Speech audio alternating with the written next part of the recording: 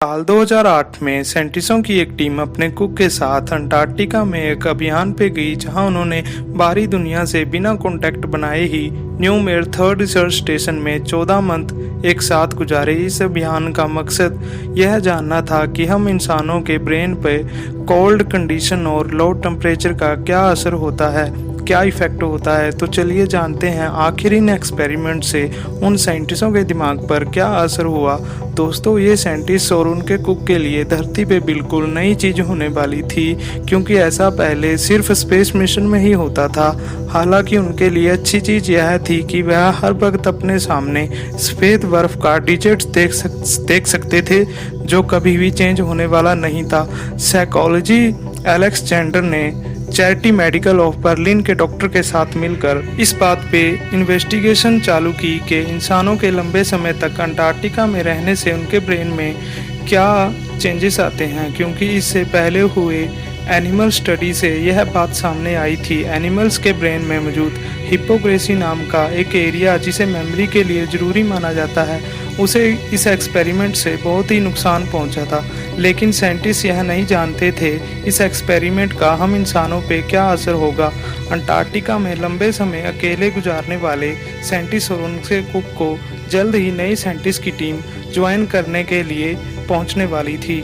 वह उस समय कंडीशन उतनी कठिन नहीं थी पहले से रह रहे साइंटिस्ट और कुक के जो ऊपर से गुजरी थी, क्योंकि अब समर सीजन आ चुका था जिसमें हर वक्त अंटार्कटिका में रात रहती है, साथ में टेम्परेचर भी -50 डिग्री सेल्सियस होता है। यदि आपको यह जानकारी हो इस मिशन के पहले और इस मिशन के बाद और इस मिशन के दौरान कुक समेत हर साइंटिस्ट को एक काउंटर बेस्ड टेस्ट कंप्लीट करना होता था, जो कि उनकी काउंटर स्टेशन मेमोरी और स्पेशल थिंग को हर वक्त इवेल्युएट करता था। इतना ही नहीं, हर पार्टिसिपेट साइंटिस्ट को रेगुलर ब्लड टेस्ट भी देना होता था, जो कि उनके ब्रेन की वैल्यू और उसके अंदर के मौजूद हिपोक्रेसी के बारे में पता लगाता था। आप सबको जानकर यह हैरानी होगी, सारे 8 पार्टिसिपेट साइंटिस्ट और उनके कुक के ब्रेन पर जब यह रिसर्च की गई तब उनके रिजल्ट्स चौंकाने वाले थे, क्योंकि इंसानों के हिपोक्रेसी की वॉल्यूम लंबे समय तक कोल्ड कंडीशन में रहने की वजह से 7.2% कम हो गई थी। इतना ही नहीं, इन टेस्टों के दौरान यह बात सामने आई थी सभी पार्टिसिपेट साइंटिस्ट की याद करने की क्षमता कम हो गई थी, क्योंकि ब्रेन में मौजूद ब्रेन नैरो फैक्टर में प्रोटीन का लेवल भी कम हो गया था। दोस्तों, जब बात ब्रेन के हिपोक्रेसी की आती है तब आइसोलेशन की स्टेट में वह बुरी तरह से घायल यानी कि कमज़ोर हो जाता है।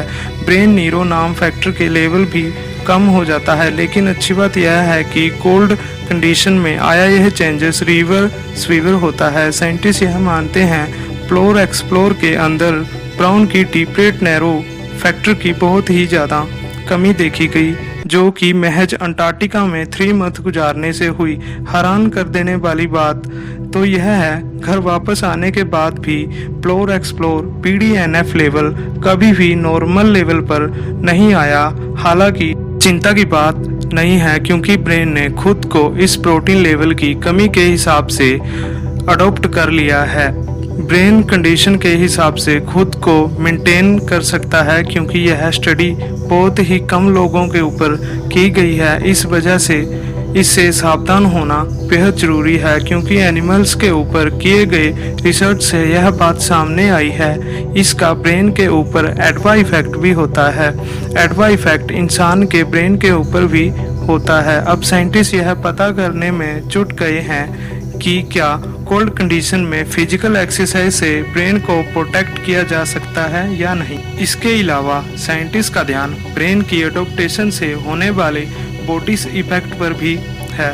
इस सब बातों को ध्यान में रखते हुए साइंटिस्टों ने यह पाया, अगर अंटार्कटिका में यह अभियान कुछ दिन और जारी रखा तो इंसान की बॉडी में ब्लड सेल की कमी आ सकती थी, हार्ट और ब्रेन में भी प्रॉब्लम आते, मौत का खतरा बढ़ने की संभावना पैदा हो सकती थी। इसलिए मिशन को ख़त्म कर दिया गया और इस मिशन के द्वारा जो रिसर्च हुई, इंसानों की बॉडी में जो चेंजेस आए, आप इस वीडियो में जान तो चुके होंगे।